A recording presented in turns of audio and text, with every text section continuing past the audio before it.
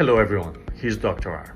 Today we're going to talk about this classical article on patients with severe gum disease in poor glycemic control, non-insulin dependent diabetic patients. They evaluated 80 subjects from the age of 16 to 67 years old.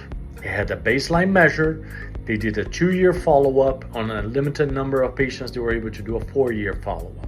Severe gum disease was classified by patients that had attachment loss of about 6 millimeters or more, or had radiographic bone loss of 50% or more. Poor glycemic control was classified by patients that had HbA1c of 9% or more. So they concluded a couple of things.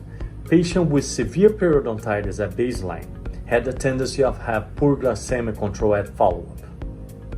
Patients that had non-insulin dependent diabetes for a longer period of time had a tendency to have poor glycemic control. Patients that were smokers, they have a tendency to have poor glycemic control at follow-up. They correlate smokers to be patients that are less likely to care for their health in general.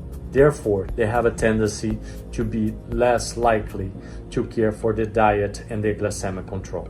They use as a hypothesis for the poor glycemic control that patients that have gum disease, part of the cytokines that are released on gum disease infection, they'll cause or they will impair the insulin to not be as efficient. At the end, they make a recommendation that physicians that are treating patients with poor glycemic control to recommend to have them evaluated for severe periodontal disease. As I always say, healthy mouth, healthy body.